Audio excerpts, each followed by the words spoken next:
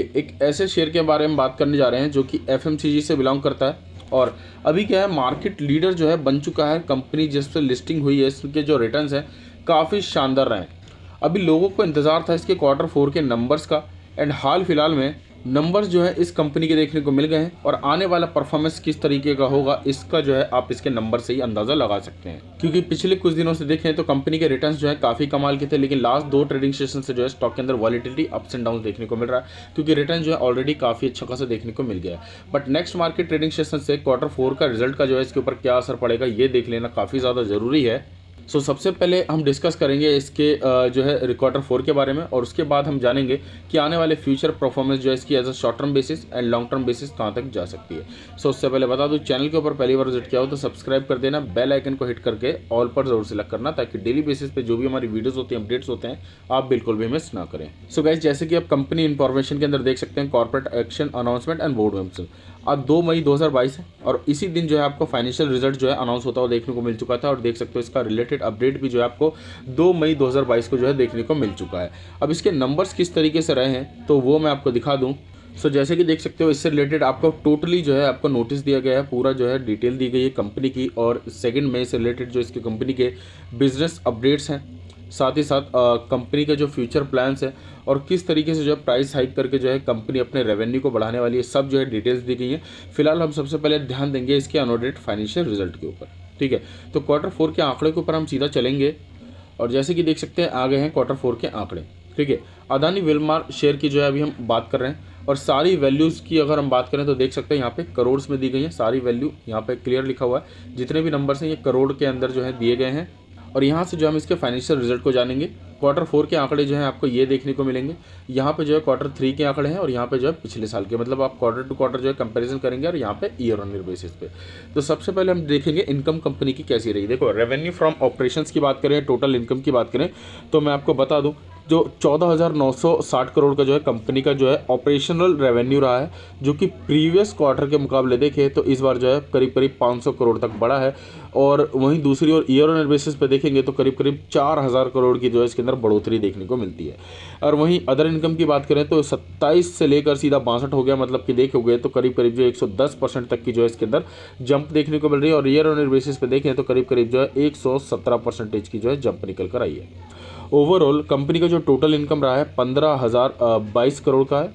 और वहीं पिछले के मुकाबले देखोगे तो करीब करीब जो है आपको 800 करोड़ रुपए की जो है चेंजेस एंड पॉजिटिविटी देखने को मिल रही है इनकम के अंदर। एक्सपेंस की बात करें तो काफ़ी तरह के जो है एक्सपेंस है कंपनी के। मटेरियल कंज्यूम की बात करें, परचेज और स्टॉक ट्रेड की बात करें, एम्प्लॉय बेनिफिट एक्सपेंस की या फाइनेंस कॉस्ट की बात करें, अदर एक्सपेंस की, तो बहुत तरीके के हैं।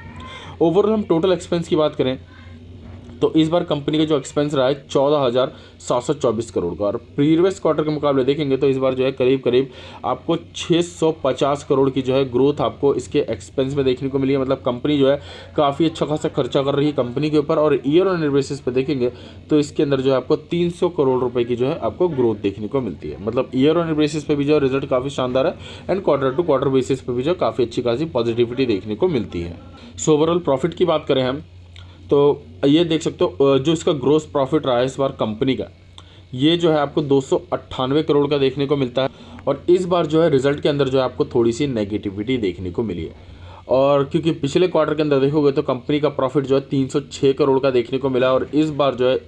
इसके अंदर 8 करोड़ के जो है घाटा देखने को मिला है। और वहीं दूसरी ओर ईयर ऑन ईयर बेसिस पे देखते हो तो इसके अंदर जो है करीब करीब 96 करोड़ की जो है पॉजिटिविटी भी देखने को मिली है। मतलब ईयर ऑन ईयर बेसिस पे देखोगे तो करीब करीब जो है 34% तक जो है कंपनी ने एक अच्छा खासा फाइनेंशियल ग्रोथ किया है। और क्वार्टर टू क्वार्टर जो है कंपनी के अंदर नेगेटिविटी है, इस वजह जो है शेयर चार्ट के अंदर जो है इसके अंदर वॉलिटिलिटी देखने को मिली है। तो आप मानकर चल सकते हैं कि स्टॉक के अंदर जो है गिरावट अभी और भी चलेगी, क्योंकि इसके पीछे जो है 2 कारण आपको देखने को मिलते हैं, वो मैं आपके सामने अभी रखूंगा। फिलहाल आफ्टर टैक्स जो हम स्टॉक की बात करें या फिर इसके प्रॉफिट की बात करें तो देख सकते हो इसका जो टोटल जो वेंचर्स के साथ है, जॉइंट वेंचर्स के साथ 219 करोड़ का देखने को मिला है। And profit before the year की बात करें तो 234 करोड़ का।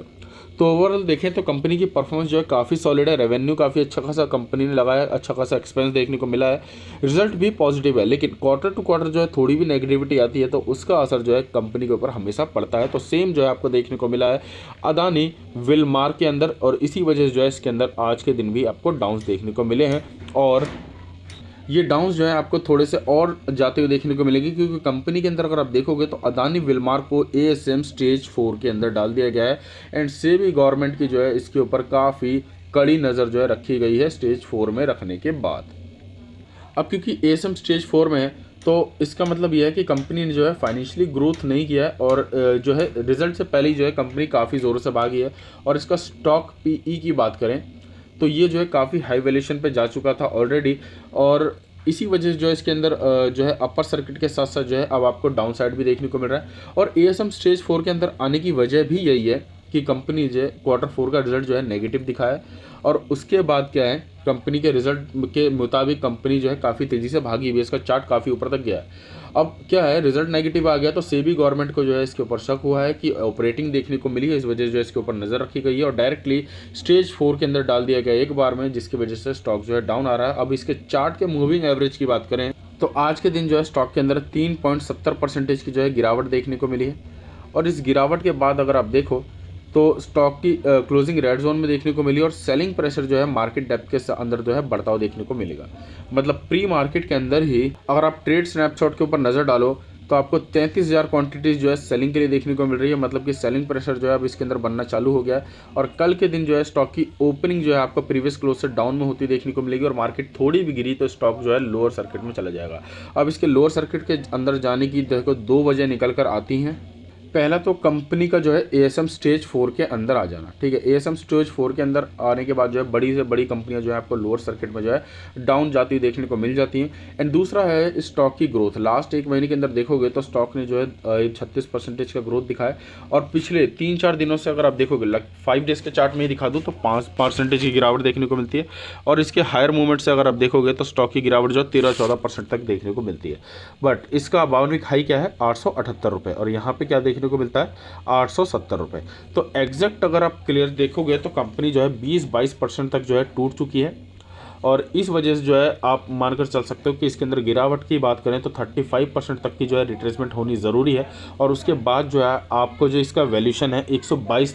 PE का जो चलता हुआ देखने को मिल रहा है, ये जो है आपको थोड़ा सा नीचे आता हुआ देखने को मिलेगा, तब जो है आप इसके अंदर फ्रेश एंट्री ले सकते हैं। अदरवाइज इससे जो है अभी as a short term basis जो है थोड़ी सी दूरी बना कर रखिए, इसको थोड़ा सा कंसोलिडेट होने लीजिए, क्योंकि नंबर्स तो काफ़ी अच्छे खासे रही हैं, लेकिन रशिया वर्सेस यूक्रेन जो चलता हुआ दिखाई दे रहा है, इसके वजह से अदानी विलमार को फ़ायदा तो काफ़ी मिला था, और ये इंडिया की जो है सेकंड लार्जेस्ट फर्म भी बन गई थी लगभग 1 महीने पहले ही। और अभी जो इसका मार्केट कैप जो है आपको 1,10,000 करोड़ रुपए से भी जो ऊपर जाता हुआ देखने को मिला था, जो कि इस गिरावट के बाद अगर आप देखें तो इसका मार्केट कैप भी जो है 1 लाख से नीचे आता हुआ देखने को मिल गया। सो इस वजह से जो है इसकी वैल्यू जो है आपको थोड़ी सी डाउन आती हुई देखने को मिल गई। और बट रशिया वर्सेस यूक्रेन के बाद जो है कंपनी को जो फ़ायदा मिला था प्राइस हाइक से, बट अभी क्या है इंडोनेशिया की बात करें या फिर हम बात करें यूक्रेन, सो जितना भी ऑयल इंपोर्ट होता था इसकी जो परसेंटेज है ये काफ़ी कम कर दी गई है, और देखा जाए तो टोटली बैन की जो है बात होती हुई दिखाई दे रही है। अगर ऐसा हो जाता है तो इनके पास जो है सप्लाई काफ़ी कम होती हुई दिखाई दे जाएगी, और सप्लाई अगर कम हो जाती है तो आप मानकर चलिए कि ये जो है अपने प्राइस हाइक करने की कोशिश करेंगे, जिसके बाद जो है इनकी डिमांड भी जो है थोड़ी सी कम होती दिखाई देगी, क्योंकि डिमांड बढ़ती है तो तभी जो है प्राइस हाइक होती है। और उसके बाद क्या है जो छोटे कंज्यूमर्स होते हैं वो जो है इनको अवॉइड करते हैं और दूसरी कंपनीज़ की तरफ भागते हैं। सो ऐसा ना हो तो इसके लिए जो है अदानी ग्रुप को जो है जल्द से जल्द इसके ऊपर फैसले लेने पड़ेंगे। लेकिन मैं आपको ये बता दूँ साथ में अदानी विलमार एक ऐसा कंज्यूमर या फिर ऐसा FMCG सेक्टर का स्टॉक है